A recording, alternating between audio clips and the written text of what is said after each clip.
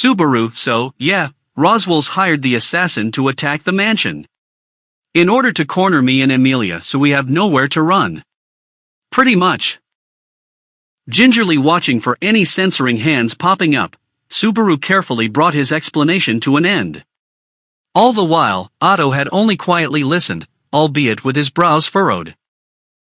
Subaru, and that's all the information I have right now. It may not be all that precise, but that's everything. With nothing held back, all of it. Naturally, the unspeakable part about return by death and the witch's tea party were a different story. With those parts left out, the foundations were definitely a bit shaky.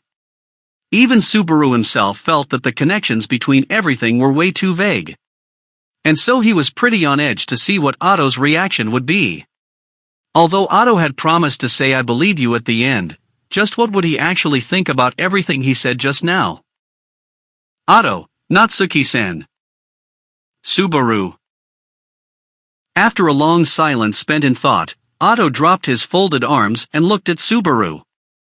Seeing himself reflected in Otto's green pupils, Subaru unwittingly held his breath. What's he going to say first? Subaru could hear his own heart pounding. And to this stiffened Subaru.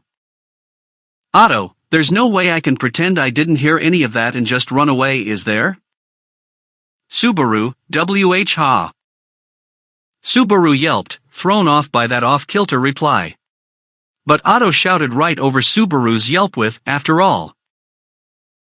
Otto, we're trapped in this place with the Great Rabbit approaching. The only way to get out is if Amelia-sama breaks through the trials. If we try leaving with just the people not affected by the barrier, we'll get stopped by Mr. Clueless there, and even if we make it back to the mansion, we'll get murdered by an assassin hired by the owner of the mansion.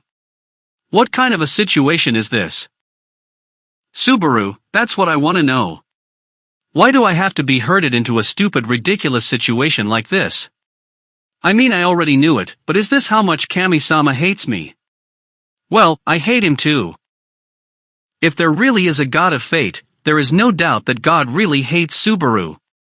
And since Subaru didn't think he did anything atrocious to actually deserve this, it was just plain unfair.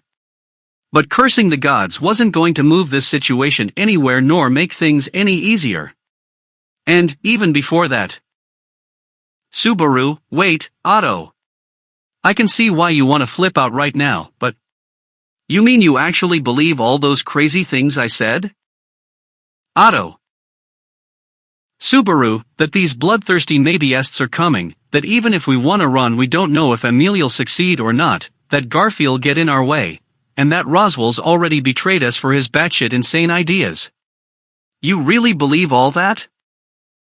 Saying it out loud again, it just sounded like a list of unfortunate situations all bunched up into one. In particular, the approaching Great Rabbit and Roswell masterminding the attacks on the mansion were all without any proof whatsoever. Those were the two most important parts, and Subaru had nothing he could use to convince anyone. For the Great Rabbit, how could Subaru possibly predict the movements of maybeists when almost everyone in the world had already been trying?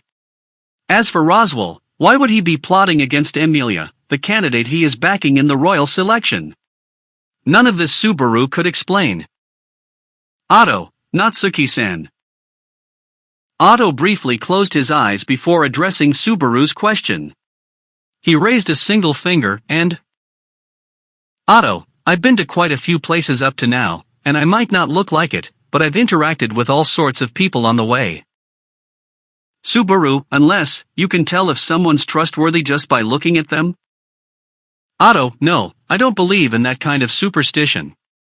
When you're a merchant, you'll come to learn very quickly that there are people who can lie to anyone without a single cloud in their eyes. I've had more than my share of experience in that regard. He's bragging about it, but doesn't that just mean Otto has been duped enough times for him to have learned his lesson? However, deciding that this was too important a conversation to stick that quip in there, Subaru kept his mouth shut and allowed Otto to continue. Otto, well, after meeting all those people, I've also learned to do business in my own sort of way. It's been 4 years since I left home and, for better or for worse, I survived. Otto made it sound simple, but it probably wasn't an easy road. He too must have been thrown into life or death situations more than a few times. In this world, where one could run into the white whale just by crossing a field, it's not hard to imagine the kind of dangers a traveling merchant would have to face. Stray dogs, burglars, those kinds of things. Otto, and so, day after day like this, I've managed to make a life for myself as a merchant. And I can confidently say that, up to now, I've always picked the side that was favored by the odds. Though things don't always turn out the way I'd hope. And there were times when what I thought was the winning side turned out to be unmitigated disasters and were never heard from again. Subaru, oi oi oi. Otto, but, regardless of the outcomes, I've always tried to make choices that I don't end up regretting. When I'm putting myself on the line, I think it's obvious why that's necessary. Subaru still couldn't exactly tell what Otto's criteria is, but it sounded like he always picked the side with the best chances.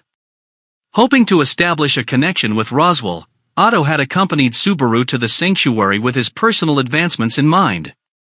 In that sense, Otto behaved like a realist, through and through. That's why Subaru figured that Otto would have no reason to listen to his baseless words without the slightest hope of. Otto, and so, this is a first, not Suki-san. Subaru, huh? Not sure what he was saying, Subaru only stared at Otto with his mouth gaping open. And, seeing this, with a stupidly cheerful expression. Otto, going against all odds and joining the side with no visible chance of success is definitely a first for me. Otto stated his decision. Running as fast as his legs could carry him. Out of breath. Chasing his bolting heart across the meadow, without a second to lose, Subaru's body was shrouded in wind.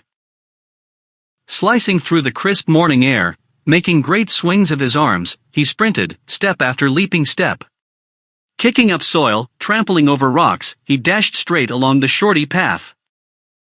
At last, the destined building entered his field of view. His cheeks twisting with unwitting exhilaration, Subaru bared his teeth. Huffing like a dog with his tongue sticking out, he bounded for the building's entrance, reaching for the door. And Subaru, Roswell. Violently flinging it open, Subaru tumbled into the building. Through the entryway and past the adjacent living room, he shoved open the flimsy door with nearly enough force to break it. Inside were Roswell sitting up on the bed and Ram diligently tending to him, while their expressions were painted over with surprise. It was rare to get such a startled reaction from the usually carefree Roswell, and the always brazenly unemotive Ram. And, since Subaru was about to do something never done before, that would be a good omen. Counting on their surprise to be the winds of his good fortune, Subaru jutted out his finger at the speechless master and servant, and Subaru, let's make a bet. With your wish in mine as the chips. Dash equals chapter 86 and equals.